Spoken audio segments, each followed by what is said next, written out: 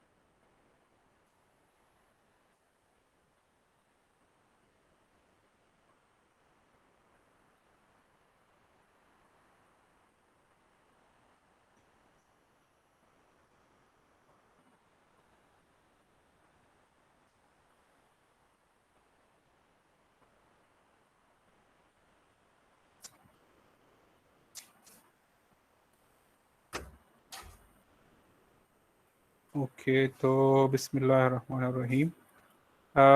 आज का जो हमारा लेक्चर है that is about the sand equivalent test. ठीक है, अभी हमारे लैब में we are actually doing some laboratory test. ठीक है, कमर्शियल टेस्टिंग हम कर रहे हैं लेबॉर्ट्री में। ठीक है, तो उसमें ये तमाम के तमाम टेस्ट जो हैं अभी हम परफॉर्म कर रहे हैं फॉर डिफरेंट कॉन्ट्रैक्टर्स और बाकी की डिफरेंट जो कंसल्टेंट्स हैं। तो we have started testing materials for them as well. ठीक है, वी आर बिजी, तो उसी की वजह से मैं आज बिकॉज वी वर हैविंग क्या कहते हैं वन डे ब्रेक, तो उस वजह से मैंने कहा कि कल आई विल बी बिजी, तो सेक्शन ए वाली बी वाली क्लास भी मैंने सोचा कि आज ही ले लेते हैं। और ये टेस्ट, ये जो आज मैं पढ़ा रहा हूँ आपको, ये इसको जो हमने खुद पर्सनली मैंने जो लैब में परफॉर्म किया है सॉइल सैंपल के ऊपर, तो उसके भी मैंने शॉर्ट शॉर्ट वीडियोस बनाई हैं ताकि अगर एक तो मैं यूट्यूब वाली वीडियोस भी आपके साथ शेयर करूंगा जो यूट्यूब पे ऑलरेडी अवेलेबल है, अगर उससे आप सीखते हैं वेल एंड गुड, और साथ साथ में मैं अपनी वाली जो शॉर्ट शॉर्ट वीडियोस है स्टेप बाय स्टेप प्रोसीजर है उसका वो भी मैं ऐड कर दूंगा, तो आपको फर्दर समझ आ जाएगी कि हमारे पास जो इक्विपमेंट अपनी लैब में मौजूद है उस पे ये सैंड इक्विवेलेंट टेस्ट किस तरह परफॉर्म होता है। ये बहुत सिंपल टेस्ट है और इसको हम कहते हैं कि ये फील्ड टेस्ट भी है और लैब टेस्ट भी है। ठीक है, फील्ड टेस्ट मतलब ये है कि फील्ड में भी हम इन सिचु कंडीशन में भी वहां पे जाके इस टेस्ट को परफॉर्म कर सकते हैं और लैब के अंदर भी इसको परफॉर्म कर सकते हैं। इसका जो प्रोसीजर है दैट इज एशतो T176। ठीक है, जिस तरह नाम से जाहिर है सैंड इक्विवेलेंट टेस्ट। ठीक है, तो सैंड इक्विवेलेंट का मतलब ये है कि हम सॉइल सैंपल में क्ले कंटेंट और सॉइल कंटेंट डिटरमाइन करना चाहते हैं कि एक पर्टिकुलर सॉइल सैंपल है जो फॉर एग्जांपल इस्तेमाल हो रहा है एज अ सब बेस मटेरियल, तो हम वी वांट टू चेक कि भाई इसमें क्ले कंपोनेंट कितना है और सैंड कंपोनेंट कितना है। तो just to determine the percentage of clay and the percentage of sand in a particular sample, उसके लिए जो टेस्ट परफॉर्म होता है we call it sand equivalent test. ठीक है, आई होप कि थोड़ी बहुत आपको समझ आ गई है। Basically this is a rapid field test. Rapid field test का मतलब ये है कि इतनी एडवांस मशीनरी इसके लिए रिक्वायर्ड नहीं है, बिल्कुल एक रैपिड टेस्ट है जो कि सेडिमेंटेशन फेनोमेना की बेस पे जो है ये सेडिमेंटेशन प्रिंसिपल की बेस पे ये टेस्ट हम परफॉर्म करते हैं। उसमें क्या किया जाता है कि फाइन डस्ट या क्ले लाइक मटेरियल है उसको सेपरेट किया जाता है फ्रॉम द फाइन एग्रीगेट और ग्रेनुलर सॉइल्स। ठीक है, अगर आपसे कोई पूछे कि सैंड इक्विवेलेंट टेस्ट किस मकसद के लिए परफॉर्म होता है, तो your answer would be to determine the percentage of clay and the percentage of fine aggregate और granular material in the soil sample. ठीक है, तो हम चाहते हैं कि स्पेशली अगर आप लोअर सब बेस वगैरह में बात करें तो उसमें तो क्ले कंटेंट ऑब्वियसली ज्यादा होता है, लेकिन अगर आप ऊपर जो बेस कोर्स हैं या आपके पास जो वेयरिंग कोर्स है उसमें हम चाहते हैं कि क्ले कंपोनेंट कम से कम हो। अब क्यों कम होना चाहिए? अगर आपके पास कोई पार्टिकल है, let's suppose this is aggregate particle, ठीक है, ये मैं आपको ड्रॉ करके दे रहा हूं, दिस इज एग्रीगेट पार्टिकल। अब ये एग्रीगेट पार्टिकल के ऊपर अगर इस सॉइल के अंदर, इस मटेरियल के अंदर क्ले कंपोनेंट भी मौजूद है, तो वो क्ले कंपोनेंट इस एग्रीगेट के पार्टिकल के साथ चिपक जाता है, ठीक है। जब वो एग्रीगेट इस पार्टिकल के साथ चिपक जाता है तो प्रॉब्लम ये होती है कि जब हम इसको मिक्स करना चाहते हैं विद द बिटुमिनियस मटेरियल, तो प्रॉपर इसके ऊपर कवर नहीं बनाता, और मसला ये हो जाता है कि बिटुमिनियस लेयर कवर और एग्रीगेट सरफेस के बीच में ये जो सैंड क्ले पार्टिकल्स हैं वो आ जाती हैं। तो उस क्ले पार्टिकल्स की वजह से ये एग्रीगेट सरफेस के ऊपर फॉर्म कोट नहीं बनाता, और उस फॉर्म कोट ना बनने की वजह से फिर ये होती है कि हमारे पास मुख्तलिफ किस्म की रटिंग के फिनोमिनाज आ जाते हैं, ब्लीडिंग के फिनोमिनाज आ जाते हैं, मुख्तलिफ किस्म की रोड फेलियर के प्रॉब्लम्स हमारे पास आ जाती हैं, ठीक है। तो ये एक तो ऑलरेडी आपको आई होप कि क्लियर हो गया होगा कि इसका मकसद टेस्ट का क्या है और ये हम क्यों परफॉर्म करते हैं। अगर यहाँ पे आके आप देखें lower stand values, lower stand values का क्या मतलब है? लोअर स्टैंड इक्विवेलेंट वैल्यूज का मतलब ये है कि इसमें हायर परसेंटेज ऑफ फाइन्स मौजूद है एंड डस्ट इस सैंपल के अंदर मौजूद है, ठीक है। तो अभी हम थोड़ी देर में डिस्कस करेंगे कि लोअर सैंड इक्विवेलेंट वैल्यू या सैंड इक्विवेलेंट वैल्यू हम डिटरमाइन कैसे करते हैं, ठीक है।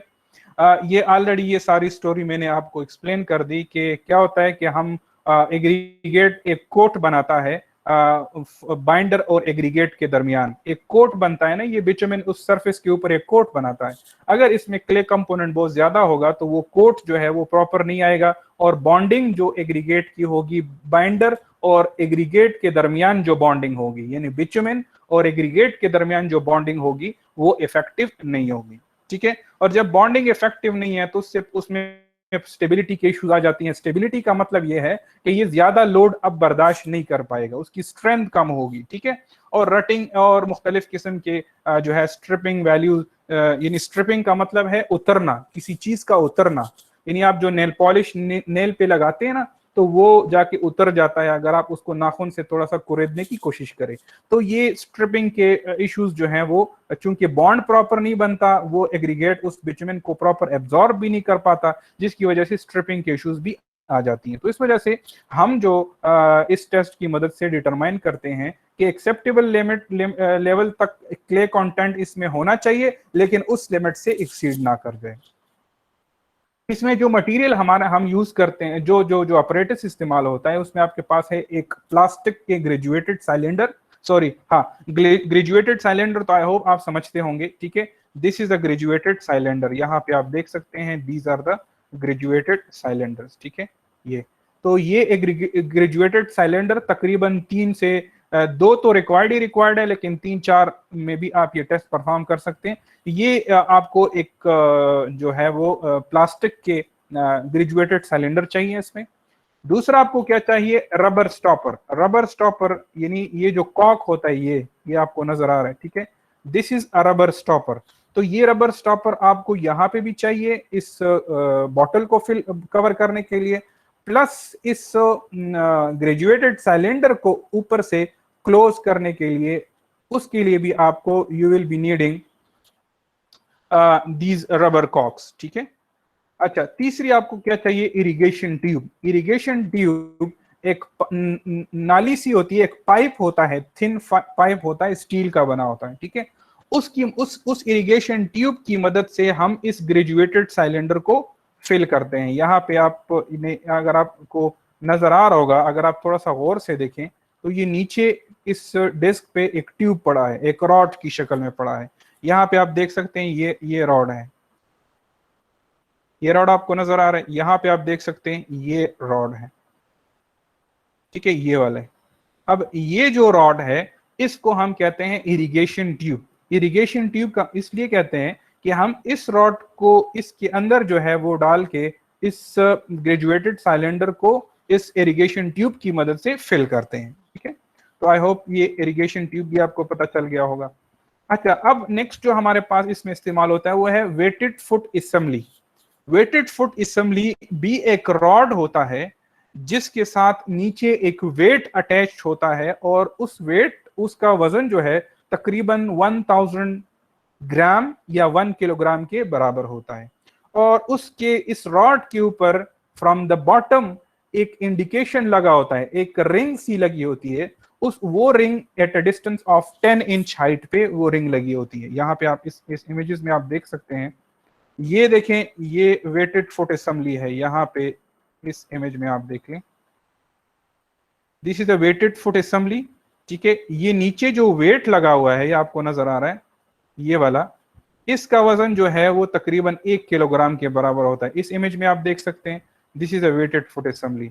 इस इमेज में आप देख सकते हैं, this is a weighted foot assembly. यहाँ पे नीचे एक वेट होता है, ये जो आपको नजर आ रहा है, और ये एक इंडिकेशन के लिए एक रिंग सी अटैच होती है, जो कि इस बॉटम, इस टॉप से कितने फासले पर होता है, 10 इंच के फासले पर होता है, 10 इंच। क्लियर होगी बात। अब नेक्स्ट जो हमारे पास है, इसमें एक बॉटल रिक्वायर्ड होगा, यूजुअली तकरीबन 4 लीटर का बॉटल रिक्वायर्ड है। यहाँ पे आप देख सकते हैं, ये जो बॉटल है तकरीबन इतना 4 से ऊपर लीटर की कैपेसिटी इसकी होनी चाहिए। यहाँ पे ये प्लास्टिक के बॉटल भी आप यूज कर सकते हैं, और आप जो है वो शीशे का जो है वो ग्लास का भी बॉटल यूज कर सकते हैं।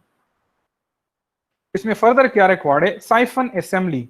साइफन असेंबली, ये जो आप देख रहे हैं, ये जो 2 ट्यूब्स नजर आ रही हैं और ये जो कॉक नजर आ रहा है, इसको हम कहते हैं साइफन असेंबली। यहाँ पे मैं आपको दिखा देता हूं, ये जो आपको देखें, ये इसको हम कहते हैं साइफन असेंबली। साइफन असेंबली में ये एक पाइप होता है, ये कॉक होती है ऊपर जिसपे, और इसके अंदर 2 सुराख होते हैं जिसमें हम ये साइफन असेंबली है, ठीक है। ये यहाँ पे आप देख सकते हैं, इसी साइफन असेंबली, इसके साथ एक ट्यूब अटैच होती है।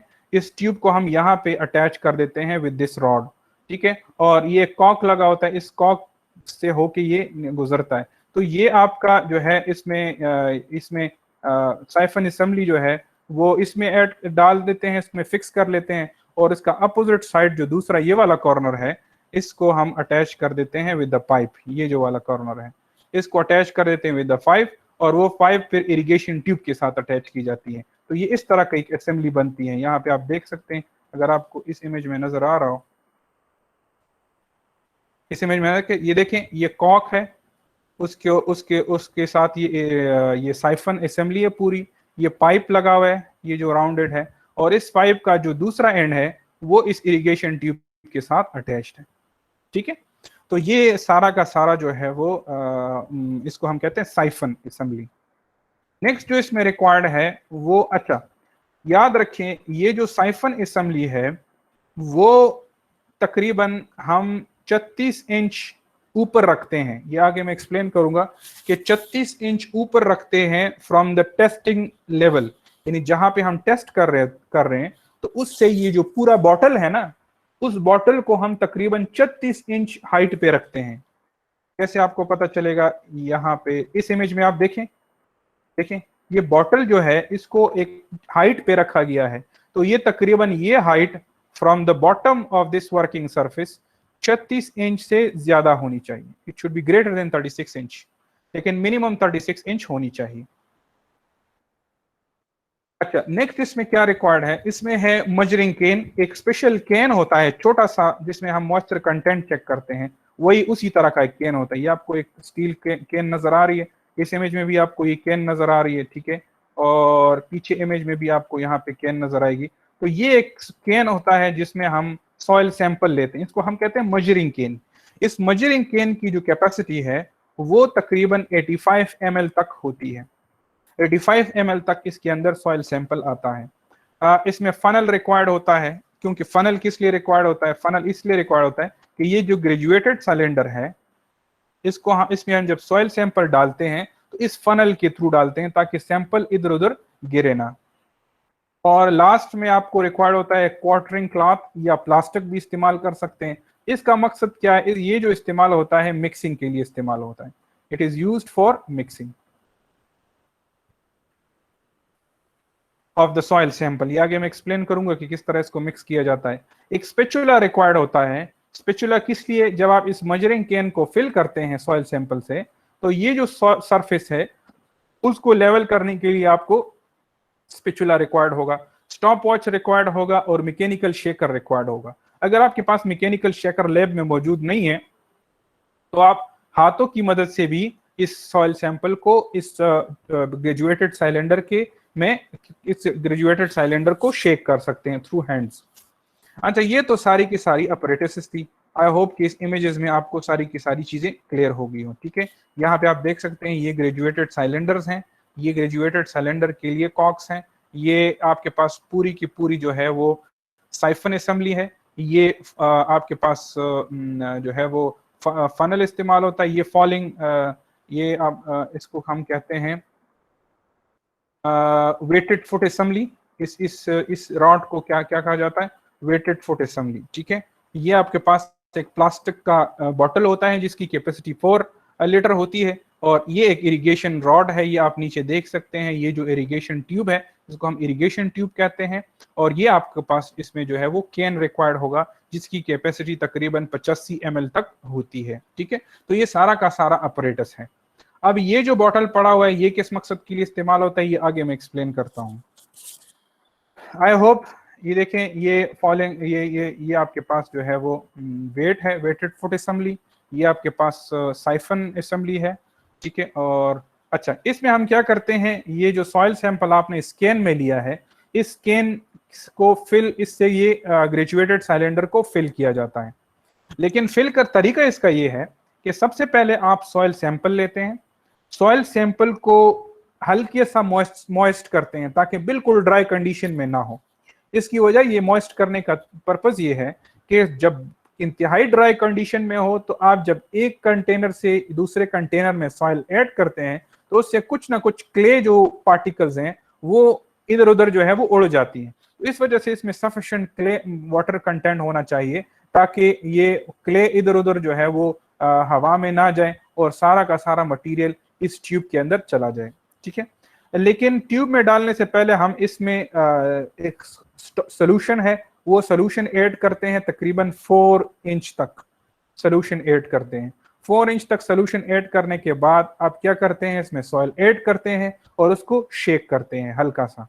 शेकिंग के बाद इसमें फर्दर जो है वो 10 मिनट्स के लिए इसको वेट किया जाता है, और 10 मिनट वेट करने के बाद इसमें इरिगेशन ट्यूब इस तरह डाल के, इसको इरिगेशन ट्यूब जब डालेंगे ना इसको नीचे स्टैबिंग करेंगे, यानी बार बार इस तरह नीचे ऊपर नीचे प्रेस करने की कोशिश करेंगे। उससे ये फायदा होगा कि जो पार्टिकल्स, जो क्ले पार्टिकल्स जो सैंड के साथ अटैच्ड हैं वो इस इरिगेशन ट्यूब की स्टैबिंग की वजह से वो भी ऊपर आ जाते हैं। ठीक है, तो क्ले पार्टिकल आपका सारा का सारा ऊपर आ जाता है, सैंड पार्टिकल आपका नीचे रह जाता है। ठीक है, और इसको हमने इस इरिगेशन ट्यूब, इरिगेशन इसको क्या इसलिए कहते हैं कि इसी इरिगेशन ट्यूब की मदद से हमने स्टैबिंग भी करनी है और इसको पानी से फिल भी करना है। कितना फिल करेंगे, तकरीबन इसको फिल किया जाता है, ये टॉप पे जो मार्क आपको नजर आ रहा है ये मार्क होता है तकरीबन 15 इंच तक मार्क होती है। तो जब ये 15 इंच तक इसको फिल करते हैं तो फिर इसके बाद जो है आप बाकी प्रोसीजर करते हैं। ठीक है, तो आई होप यहाँ पे आपको क्लियर हो गया होगा। अच्छा, ये जो आपको नजर आ रहा है ये देखें, ये बॉटल्स जिसमें हमारे पास एक सोल्यूशन मौजूद है वो हम टॉप में रखते हैं, नीचे जो है हम इरिगेशन ट्यूब की मदद से इस ग्रेजुएटेड साइलेंडर को फिल करते हैं। ये आपके पास एक कैन है जिसमें हम सॉइल सैंपल लेते हैं। अच्छा, अब आते हैं थोड़ा सा डिस्कस करते हैं कि इसमें जो केमिकल यूज होता है वो कौन सा होगा।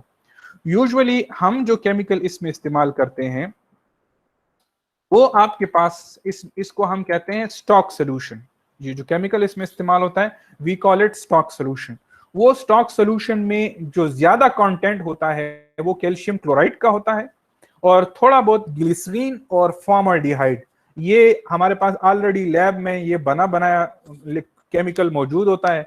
उस केमिकल को हम पानी में डाइल्यूट करते हैं और उससे फिर जाके ये जो बॉटल है इसको फिल किया जाता है। ठीक है, इस तरीका उसका ये है कि सबसे पहले आप इस बॉटल में 2 लीटर पानी लेंगे। 2 लीटर, सबसे पहले 2 लीटर पानी में आप स्टॉक सोल्यूशन जो आपके पास पड़ा होगा, यहाँ पे आप देख सकते हैं ये स्टॉक सोल्यूशन इस तरह होता है।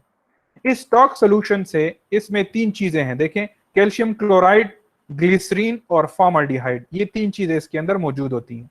इस सोल्यूशन का 85 ml 85 ml आप लेते हैं और वो जाके उससे फिर इस बॉटल में सबसे पहले इसमें 2 लीटर पानी ऐड करते हैं। 2 लीटर पानी में ये जो 85 ml का सोल्यूशन केमिकल है वो इसमें ऐड करते हैं। वो ऐड करने के बाद इसको जो है वो शेक किया जाता है हाथों में, ताकि ये प्रॉपरली इसके पानी के अंदर ये डाइल्यूट हो जाए। फिर further 2 litre of water is being added, further 2 litre इसमें ऐड करते हैं। तो ये टोटल इस बॉटल के अंदर जो सोल्यूशन होगा दैट वुड बी 4 लीटर। ठीक है, टोटल जो सैंपल इसके अंदर होगा that would B 4 litre sample होगा। और उस 4 लीटर में कितना केमिकल ऐड करेंगे? 85 ml of the chemical is being added in this 4 litre solution. ठीक है, और केमिकल कौन सा होगा? केमिकल जो हमारे पास है, ये जो मैंने आपको तस्वीर दिखाई है, इसमें आपके पास कैल्शियम क्लोराइड होता है, ग्लिसरीन होती है और फॉर्मल्डिहाइड होता है। ये ऑलरेडी आपके पास बना बनाया मौजूद होता है। ठीक है, इसमें सिर्फ आपने 85 ml लेना है और इसमें को पानी के साथ मिक्स कर देना है। लेकिन ये जो पानी हम यूज करेंगे वो पानी हम डिस्टिल वाटर यूज करेंगे, नॉर्मल पानी जो है वो हम यूज नहीं करेंगे। ठीक है, अच्छा, फिर उसके ये यहाँ पे आप देख सकते हैं, ये इमेज आपको नजर आ रही, लेकिन ये इमेज मैं बाद में एक्सप्लेन करता हूँ। सबसे पहले मैं जरा वर्किंग सोल्यूशन की बात की, तो ये ऑलरेडी मैंने आपको बताया कि वर्किंग सोल्यूशन कैसे बनाते हैं। इसमें जब ये इस बॉटल के अंदर जो सोल्यूशन है, इसको जब हम पानी के साथ मिक्स कर लेते हैं तो वो वर्किंग सोल्यूशन बन जाता है। जबकि इस केमिकल को हम कहते हैं स्टॉक सोल्यूशन, इसको हम कहते हैं स्टॉक सोल्यूशन। ऊपर मैंने हेडिंग दी है, इसको कहते हैं स्टॉक सोल्यूशन। और जब ये डाइल्यूट कर दिया जाता है तो वो बन जाता है वर्किंग सोल्यूशन। तो ये मैंने इस स्लाइड में एक्सप्लेन किया है कि वर्किंग सोल्यूशन हम कैसे बनाते हैं। आपके पास कैल्शियम क्लोराइड होगा, उससे हम 3.8 लीटर है, लेकिन ये हम 4 लीटर लेते हैं। क्या है, पहले हमने 2 लीटर पानी लिया, उस 2 लीटर पानी में 85 ml का हमने केमिकल ऐड किया और फिर जो है 1 से 2 मिनट के लिए हमने इसको शेक किया। शेक करने के बाद फर्दर 2 लीटर हम ऐड कर लेते हैं। तो टोटल आपके पास 4 लीटर का वर्किंग सोल्यूशन बन जाता है, जिसकी मदद से फिर हम टेस्ट परफॉर्म करते हैं। अच्छा, प्रोसीजर इसका ये है कि सबसे पहले आपने सॉइल सैंपल लेना है, तकरीबन 1000 से लेकर 1500 किलोग्राम तक, 1500 ग्राम तक। तो ये बन जाता है तकरीबन 1 किलोग्राम से लेकर 1.5 किलोग्राम तक। और सैंपल कौन सा होगा? It should pass sieve number 4। Granular sample नहीं होगा, बल्कि ऐसा सैंपल होगा जो कि सीव नंबर 4 से पास्ड होगा। जब आप सैंपल ले लेते हैं तो उसमें आपने नेक्स्ट क्या करना है, ये सैंपल होगा इनिशियली बहुत ड्राई कंडीशन में, तो इसमें थोड़ा सा पानी आप ऐड करते हैं इस सॉइल सैंपल में और इसको प्रॉपरली मिक्स करते हैं। मिक्स करने के बाद इसको मुट्ठी में यानी हाथ में आप लेते हैं सॉइल सैंपल और इसको जोर से स्क्वीज करते हैं, यानी प्रेशर से दबाते हैं हाथों में। अगर उसका ये जो शेप है, जो आपकी मुट्ठी वाला जो शेप है, अगर वो शेप ये इख्तियार कर ले तो इसका मतलब ये है कि आपके सैंपल में गुड इनफ पानी मौजूद है। लेकिन अगर ये स्क्रम्बल हो जाए, आपने मुट्ठी में बंद किया, जैसे आप सैंड को लेते हैं, सैंड आपने मुट्ठी में जितना भी दबाए, जब हाथ को खोलते हैं तो वापस ये फैल जाता है, वापस ये खुल जाता है। लेकिन अगर आप क्ले टाइप ले और उसको हाथ में प्रेस करने की कोशिश करें तो वो आपके मुट्ठी का जो शेप है वो ये इख्तियार कर लेता है। ठीक है, तो आपको मॉइस्चर का कैसे पता चलेगा? आपने थोड़ा बहुत इसमें पानी ऐड करना है और फिर आपने प्रॉपर मिक्स करने के बाद मुट्ठी बंद कर देनी है। अगर ये शेप रिटेन करे तो इसका मतलब ये है कि सॉइल रेडी है फॉर टेस्टिंग। अगर ये रिटेन ना करें तो इसका मतलब है कि सॉइल रेडी नहीं है फॉर टेस्टिंग। इसमें फर्दर आपको मॉइस्चर ऐड करना पड़ेगा। उसके बाद आपको चाहिए एक क्लॉथ। अगर क्लॉथ नहीं है तो आप प्लास्टिक भी इस्तेमाल कर सकते हैं। ठीक है, ये फॉर एग्जांपल एक क्लॉथ है या एक प्लास्टिक है। इस पे आप क्या कर लेते हैं, ये जो जितना भी सॉइल सैंपल आपने लिया उसको इस क्लॉथ के सेंटर में डाल देते हैं। अब फिर क्या करना है, इस क्लॉथ के इस कॉर्नर को उठाना है तो ये सारा सैंपल इधर आ जाएगा। फिर इस साइड को उठाना है, सारा सैंपल इधर चला जाएगा। फिर आपने इस साइड को उठाना है, सारा सैंपल उस तरफ चला जाएगा। और फिर आपने इस साइड को, तो ये चारों कॉर्नर्स को आपने अल्टरनेटिवली ऊपर नीचे करना है, ताकि उसका मकसद ये है कि ये जो सेंटर में सॉइल सैंपल है ये सारा का सारा थॉरोली मिक्स हो जाए।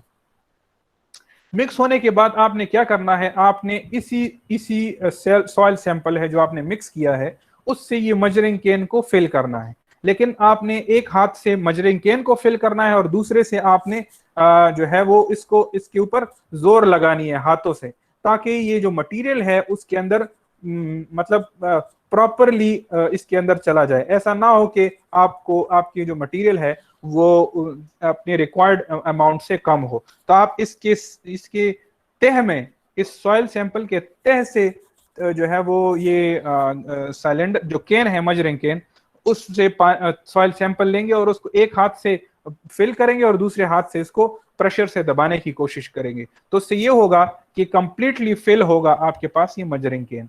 जब मजरिंग केन फिल हो जाए तो आपके पास होगा एक ये जो प्लास्टिक सिलेंडर है, इस मजरिंग केन को, ये देखिए फॉर एग्जांपल ये आपके पास प्लास्टिक सिलेंडर है और इस आपने ये सैंपल मजरिंग केन में लिया, इससे फिर आपने इसको फिल कर देना है इससे ग्रेजुएटेड सिलेंडर को। लेकिन ग्रेजुएटेड सिलेंडर को फिल करने से पहले आपने जो वर्किंग सोल्यूशन है वो तकरीबन 4 इंच तक आपने इसमें लेना है। 4 इंच तक आपने इसके अंदर वर्किंग सोल्यूशन लेनी है। फिर आपने इसके अंदर ये मजरिंग कप का जो सॉइल सैंपल है वो ऐड कर देना है। जब आप मजरिंग कप ऐड करेंगे फिर आपने क्या करना है, बस आपने इसको रहने देना है फॉर 10 मिनट्स। 10 मिनट तक आप इंतजार करोगे। 10 मिनट के बाद आपने क्या करना है, आपने इसकी शेकिंग करनी है। आप यहां पर देख सकते हैं, इसकी शेकिंग करनी है। शेकिंग कैसे करते हैं? अगर आपके पास मैकेनिकल शेकर मौजूद है वेल एंड गुड, नहीं है तो आपने हाथों से जो है इस ग्रेजुएटेड सिलेंडर को के ऊपर कॉक रखेंगे, यानी ये आपके पास ग्रेजुएटेड सिलेंडर है, इसके ऊपर ये कॉक रख दिया, ठीक है, तो ये आपके पास ऊपर इसका सरफेस बंद हो गया। अब आपने क्या करना है, हाथों से जो है इसको इस तरह शेक कर देना है। फॉर एग्जांपल ये आपके पास ग्रेजुएटेड सिलेंडर है और आपने हाथों से जो है इस तरह इसको शेक करते रहना है, ठीक है, हॉरिजॉन्टल डायरेक्शन में।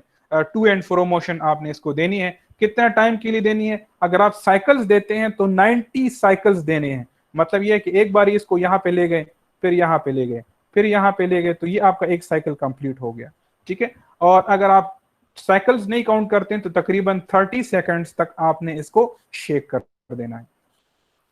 जब शेक कर देंगे तो उसके बाद आपने क्या करना है, इस सॉइल सैंपल को फिल कर देना है फर्दर। यानी आपने पहले तो 4 इंच तक फिल किया है ना इसको, ठीक है, ये सॉइल सैंपल है, ये 4 इंच तक ऑलरेडी फिल था।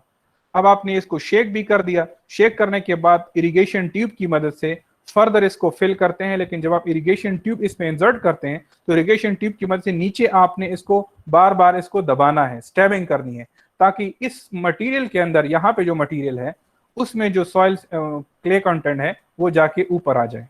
क्लियर होगी बात? जब ये फिल हो जाए, कितना लेवल तक फिल करना है आपने, इसका लेवल है 15 इंच तक, तो 15 इंच तक आपने इसको फिल कर देना है। जब ये 15 इंच तक फिल हो जाए फिर आपने इसको 20 मिनट्स तक ऐसे ही लैब में छोड़ देना है, ताकि अंडर सेडिमेंटेशन प्रोसेस ये जो क्ले कंटेंट है वो नीचे तह में बैठ जाए। क्लियर हो गई? अब जब नीचे 20 मिनट्स आपने वेट किया तो 20 मिनट्स वेट करने के बाद आप दोनों रीडिंग्स नोट करते हैं। एक क्ले रीडिंग होगी और एक आपके पास होगी सैंड रीडिंग, ठीक है। क्ले रीडिंग तो आप just by looking into the sample observe कर लेते। फॉर एग्जांपल यहां तक क्ले, पानी आपने ऐड किया, क्ले नीचे बैठता गया बैठता गया बैठता गया, ठीक है, तो यहां आपको क्ले यहां तक 20 मिनट के बाद पहुंचा है। तो एट द बॉटम से लेकर जिस लेवल तक क्ले पहुंचा है, फॉर एग्जांपल ये आपको 10 इंच तक पहुंचा है, तो ये 10 इंच आपके पास जो रीडिंग होगी that would B clay reading. और सैंड रीडिंग, सैंड तो नीचे होता है, ये यहाँ पे सैंड होगा, सैंड तो जल्दी बैठ जाता है ना, तो यहाँ पे सैंड होगा। सैंड के लिए क्या करते हैं, ये जो वेटेड फुट असेंबली है इसकी मदद से आप सैंड रीडिंग लेते हैं। कैसे लेते हैं? ये आपके पास वेटेड फुट असेंबली है, और सॉरी ग्रेजुएटेड सिलेंडर है, ये आपके पास क्ले है, ये आपके पास सैंड रीडिंग है। लेकिन सैंड रीडिंग आप नेकेड आई से नहीं लेते, क्ले रीडिंग आप नेकेड आई से लेते हैं।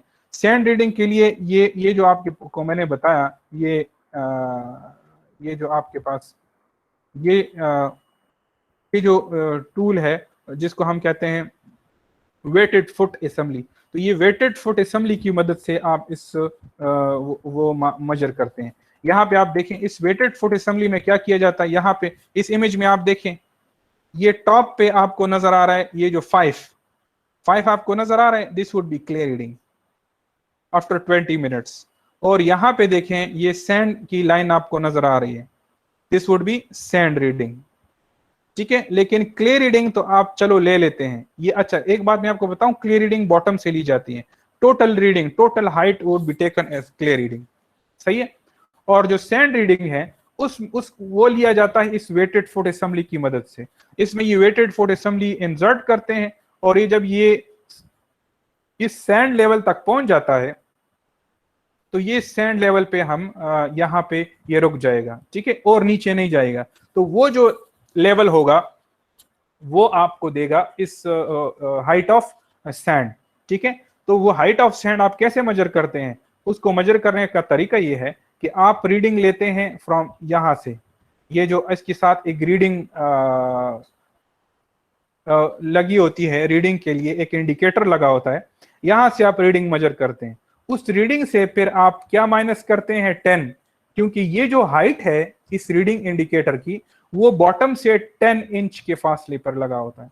तो मुझे तो ये तो मुझे जब यहां रीडिंग लूंगा तो ये मुझे देगा 10 इंच, बॉटम से लेगा, बॉटम से फॉर एग्जांपल ये रीडिंग मैं नोट करता हूं, तो बॉटम से ये मुझे देगा 13। अब उस 13 में से आप क्या करोगे? 10 माइनस करोगे, जो कि इस ये जो इंडिकेटर है वो बॉटम से 10 इंच के फासले पे है। तो ये जब 10 माइनस करोगे तो ये जो 3 आपके पास रह जाएगा, this 3 would be called as the sand reading. I hope this is clear. अगर किसी को कोई कंफ्यूजन है तो आप मेरे से पूछ सकते हैं, ठीक है। तो ये हमने क्ले रीडिंग ले ली, सैंड रीडिंग ले ली। क्ले रीडिंग और सैंड रीडिंग लेने के बाद हमने मालूम करते हैं सैंड इक्विवेलेंट। सैंड इक्विवेलेंट मालूम करने का तरीका क्या है? Sand reading divided by clay reading multiply by 100। यहाँ पे आप देख सकते हैं, लेट सपोज मेरे पास सैंड रीडिंग जो है वो 3.3 आ गई और क्ले रीडिंग मेरे पास आ गई 8.0। तो how to determine the sand equivalent? 3.3 divided by clay reading multiply by 100, तो ये आपको देगा। तो जो फ्रैक्शन में हम डेसिमल में वैल्यू नहीं लेते, डायरेक्टली हम होल नंबर में लेते हैं, तो आपके पास जो वैल्यू होगी that would B 42 in this case, ठीक है। तो आई होप कि आपको कैलकुलेशन की भी समझ आ गई है कि किस तरह हम जो है, ये हमारे पास एक टेबल है इसका बना हुआ, इस टेबल की मदद से आप सबसे पहले एक असेंबली का क्ले रीडिंग लेते हैं, पहले दूसरे का सैंड रीडिंग लेते हैं, फिर सैंड इक्विवेलेंट मालूम करते हैं। अच्छा अब कौन मुझे एक्सप्लेन करेगा कि लेट सपोज मेरे पास रिपोर्ट आया है ये 42, what do you mean by this 42? What do you mean by this 42? कौन मुझे बताएगा what do you mean by this 42?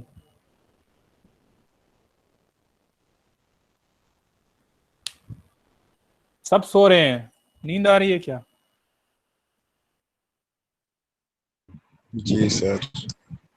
जी तो फिर नींद जी।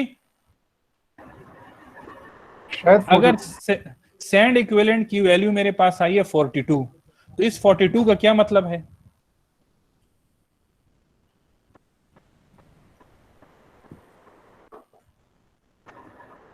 क्ले की मिकदार मेरे ख्याल में सर 42%। सर ये दोनों की परसेंटेज है सर। पर इसका मतलब ये है, 42 का मतलब ये है कि इस सॉइल सैंपल में 42% सैंड मौजूद है और बाकी जो आपके पास रह गया है 58%, ये 58% इसके अंदर जो है वो क्ले मौजूद है। क्लियर होगी बात? अगर लेट सपोज मेरे पास वैल्यू आती है अभी जो हमने लैब टेस्ट परफॉर्म किए, लेट सपोज मेरे पास आती है 32%, तो 32 का मतलब क्या है? ये डायरेक्टली आपको बताता है कि इस सॉइल सैंपल में 32% सैंड मौजूद है, जो बाकी रह गया 68% है, वो 68% इसके अंदर क्ले मौजूद है। तो इस टेस्ट का मकसद यही, सिर्फ यही है कि हमने बताना है कि इस सॉइल सैंपल के अंदर कितना क्ले मौजूद है और कितना इसमें अंदर सैंड मौजूद है, ठीक है। आई होप आपको समझ आ गई है कि इसका मतलब क्या है, ठीक है। तो this was all about the experiment. मैं चैट में मैंने ऑब्जर्व किए कुछ students, some of the student have asked a few questions, तो जरा मैं वो देख लेता हूं और फिर उसके बाद जो है क्लास को वाइंड अप करते हैं, ठीक है। Let me see the chat. Chat में नोमान गुल पूछता है कि सर कितने एक्सपेरिमेंट रहते हैं? भाई एक्सपेरिमेंट मेरे ख्याल में जितने वीक्स रहते हैं, 2 वीक्स रहते हैं, तो 2 एक्सपेरिमेंट फर्दर डिस्कस करेंगे, ठीक है। एक मैंने जो सोचा है वो मार्शल स्टेबिलिटी डिस्कस करूंगा और एक जो है कोई और एक्सपेरिमेंट देखूंगा जो है वो देखेंगे कि अगर वो अवेलेबल टाइम हुआ तो एटलीस्ट मिनिमम वैसे रहते तो 3 है, लेकिन 2 जो इंपॉर्टेंट एक्सपेरिमेंट है वो फर्दर हम डिस्कस करेंगे। That would be the end. अच्छा, why we use working solution? Adeel कहता है वर्किंग सोल्यूशन हम क्यों यूज करते हैं? वर्किंग सोल्यूशन इसलिए यूज करते हैं कि नॉर्मल पानी अगर वर्किंग सोल्यूशन की जगह यूज कर दें तो ये क्या करता है, ये नॉर्मल पानी कंप्लीटली आपका इस सैंड या एग्रीगेट से के सरफेस से ये सैंड उतारता नहीं है। तो इसकी जगह ये प्रॉपर केमिकल हम यूज करते हैं ताकि अगर ये सरफेस के ऊपर, इस मटेरियल के सरफेस के ऊपर कोई सैंड जो है, कोई क्ले चिपका हुआ है, तो वो जाके वो उसमें से डिटेच हो जाए। It's working like a detergent. Detergent समझते हैं ना, सर्फ, कि आप मतलब कोई दाग लगा हुआ है, साबुन आप हाथों को मैला कर लेते हैं, लेकिन अगर आप नॉर्मल पानी से हाथों को धोते हैं तो फिर भी आपके हाथों पे थोड़ी बहुत मैल रह जाती है। लेकिन फिर हम जब साबुन से धोते हैं तो क्या कर लेता है, वो सारी की सारी जो मैल है वो उतर जाती है। सिमिलरली वर्किंग सोल्यूशन का भी यही मकसद है कि हम ये जो केमिकल ऐड करते हैं तो एक तो ये एश्तो का प्रोसीजर है, क्योंकि एश्तो ने कहा कि ये केमिकल यूज करना है, और दूसरा मकसद मैंने आपको क्लियर कर दिया कि ये पानी के मुकाबले में ज्यादा इफेक्टिवली रिमूव करता है clay content from this aggregate surface. I hope this is clear. Sir the clay reading बसिंग अखलू लग बिया एक्सप्लेन के अबूजर ठीक शो सैंड रीडिंग प्रोसीजर। अच्छा, अबूजर के लिए मैं एक्सप्लेन कर देता हूं कि किस तरह हम क्ले रीडिंग लेते हैं। रीडिंग लेने का तरीका क्या है, यहाँ पे आप देखें, ये इमेज मैंने आपको, आई होप स्क्रीन आपको नजर आ रही है। ये देखें, इसको मैं रिमूव करता हूं। यहाँ पे आप देखें, आप वीडियो भी देखेंगे आपको समझ आ जाएगी। ये देखें, ये बीच में जो तस्वीर आपको नजर आ रही है, ये क्लियरली आपको नजर आ रहा है। अगर इसी इमेज से कोई देखें तो क्लियर रीडिंग मैं लूंगा यहाँ पे 5 या 4.9 से ऊपर है, 5 से नीचे है तो मैं एक अप लेता हूं, एक रीडिंग अप, ठीक है, क्योंकि ये मिडल में है। तो मेरे पास यहाँ पे क्लियर रीडिंग क्या होगी, 5, यानी बॉटम से टॉप तक टोटल लेते हैं, टोटल सैंपल का, ठीक है। तो ये मेरे पास होगी clear reading which is 5। Sand reading यहां से मुझे नजर आती है, लेकिन मैं यहां इस डायरेक्टली नेकेड आई से नहीं देखूंगा। मैं क्या करूंगा, इस वेटेड फुट असेंबली को इंसर्ट करूंगा, और जब ये नीचे ये रॉड सैंड तक पहुंच जाए तो वो सैंड की नीचे जो है वो जहां पे ये रेस्ट कर जाए, यानी यहां पे रुक जाए। अभी देखें, that would be the actual level of sand. लेकिन वो हम डायरेक्टली नीचे से मेजर नहीं करते, वो हम क्या करते हैं, इस वेटेड फुट असेंबली के ऊपर एक इंडिकेटर लगा होता है। यहां पे एक इंडिकेटर होगा। अब ये इंडिकेटर फॉर एग्जांपल यहां पे आ गया, समझ आ रही है, ये इंडिकेटर मेरे पास फॉर एग्जांपल यहां पे आ गया, और यहां की रीडिंग है आपके पास, ये खैर यहां तो नहीं आ सकता क्योंकि बहुत नीचे है। फॉर एग्जांपल यहां पे ये जो है वो इंडिकेटर आ गया, सही है, क्योंकि ये बॉटम से ये इंडिकेटर, ये यहां से लेकर ये इंडिकेटर 10 इंच हाइट पे लगा होता है ये इंडिकेटर। लेकिन हमें तो ये रीडिंग चाहिए ना जो बॉटम वाली रीडिंग है। तो बॉटम वाली रीडिंग के लिए, और हमने लिया है ये रीडिंग, तो इससे अगर हम 10 माइनस करेंगे तो हम इस वाली रीडिंग तक, यानी ये जो पोजीशन है इस वाली रीडिंग तक पहुंच जाएंगे। तो तरीका सिंपल ये है कि आपने क्लियर रीडिंग डायरेक्टली लेनी है। यहाँ पे क्लियर रीडिंग 5 है, मैं लूंगा 5। सैंड रीडिंग के लिए ये वेट में ये रॉड में इंसर्ट करूंगा, फॉलिंग वेट असेंबली, ठीक है। ये वेट असेंबली जब इंसर्ट करूंगा तो ये यहाँ पे आके रेस्ट करेगा, यहाँ पे आके रुक जाएगा, सही है। लेकिन मैं हाइट इसकी मेजरिंग रीडिंग इसकी ऊपर टॉप से लेता हूं, इसमें एक रीडिंग इंडिकेटर होता है, उस रीडिंग से आपने 10 माइनस कर देना है। जब 10 माइनस करेंगे तो अगर आपके पास एक सैंड की रीडिंग आएगी, लेट सपोज रीडिंग मेरे पास आ गई है 13 सैंड की, तो आपके पास एक्चुअल रीडिंग क्या होगी, ये तो वेटेड फुट असेंबली की रीडिंग है, सैंड की रीडिंग क्या होगी 13 माइनस 10। तो ये जो 3 आपके पास आएगा that would be the sand reading. I hope this is clear now, ठीक है सर। जी सर ये वेटेड असेंबली ये सैंड के ऊपर कहाँ रुकेगी? ये इस वेटेड फुट असेंबली जाके सैंड के बिल्कुल टॉप सरफेस पे जाके रुक जाएगी, अंदर घुसेगी नहीं, मतलब तह तक नहीं जाएगी। जहां तक सैंड का लेवल होगा बस उस पॉइंट पे ये रुक जाएगी। ठीक है। अच्छा, ये मैं इसके साथ वीडियो लिंक शेयर करूंगा, उस वीडियो को देखें। फिर भी अगर किसी का कोई सवाल है, ये बहुत आसान एक्सपेरिमेंट है, it's a total experiment of 20-30 minutes का एक्सपेरिमेंट है, और कोई मशीनरी रिक्वायर्ड नहीं है, बस विजुअल ऑब्जर्वेशन से आपने करना है। ठीक है। तो और इसका मकसद भी मैंने आपको क्लियर कर दिया कि सैंड कंटेंट और क्ले कंटेंट को हमने सेपरेट करना है, और हमें पता चल जाए कि सॉइल सैंपल में क्ले कितना मौजूद है और सैंड या एग्रीगेट कितना मौजूद है। जितना से क्ले कंपोनेंट कम होगा उतनी ही आपके पास सैंपल अच्छी होगी।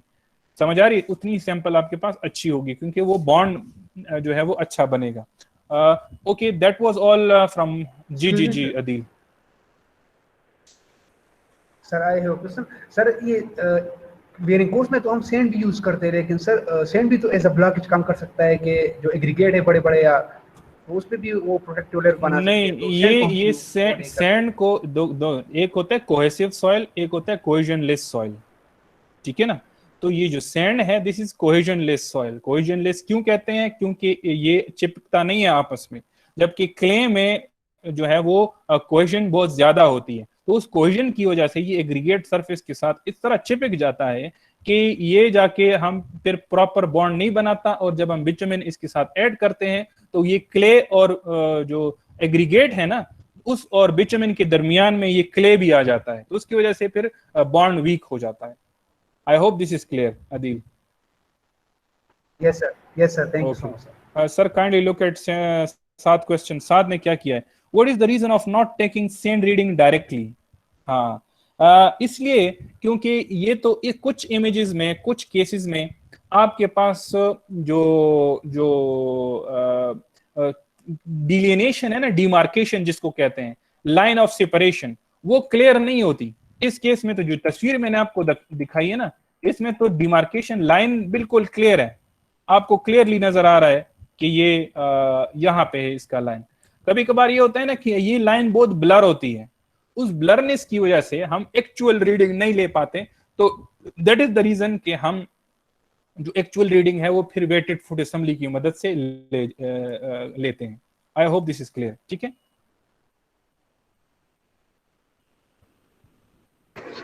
जी सर जी हामिद। सर ये सर मैं शुरू में नहीं था, नेट का मसला था। हाँ। सर इसमें हम जो सैंपल यूज करेंगे वो सैंड यूज करेंगे कि क्ले यूज करेंगे? कुछ भी यूज कर सकते हैं आप, एग्रीगेट भी यूज कर सकते हैं आप, क्ले भी यूज कर सकते हैं आप, कोई भी मटेरियल यूज कर सकते हैं जिसमें आप ये मालूम करना चाहते हैं कि इस मटेरियल में क्ले कंपोनेंट कितना है और सैंड कंपोनेंट कितना है। बस इतना आपने, इसका मकसद क्या है? To determine the percentage of clay and the percentage of sand in a particular sample. लेकिन इसके लिए ये तरीका है कि जो भी मटेरियल आप यूज करते हैं वो सीव नंबर 4 से पास होना चाहिए। समझ आ रही है? बिल्कुल रफ एग्रीगेट आप यूज नहीं कर सकते, सीव नंबर 4 से पास एग्रीगेट ही आप यूज करते हैं। Yes sir. और ये किसी भी सैंपल पे हो सकता है ये टेस्ट। समझ आ रही है? किसी भी सैंपल पे आप कर सकते हैं, लेकिन सैंपल आपका सीव नंबर 4 से पास होना चाहिए। Yes sir, thank you sir. ठीक है, okay. I hope, I think तमाम क्वेश्चंस जो हैं वो आंसर हो गए, एंड इंशाल्लाह see you in the next week class. Next week हम कोशिश करेंगे कि मार्शल स्टेबिलिटी का जो है वो टेस्ट है वो परफॉर्म करें, वो डिस्कस करें, और फिर मेरे ख्याल में फिर इसको एक और टेस्ट भी है वो भी मैं देखूंगा, लेकिन नेक्स्ट वीक मार्शल स्टेबिलिटी करेंगे। अगर एक अगला हफ्ता हमारे पास हुआ तो फिर हम उसमें भी एक टेस्ट डिस्कस करेंगे। ठीक है, okay, that was all from my side. See you इंशाल्लाह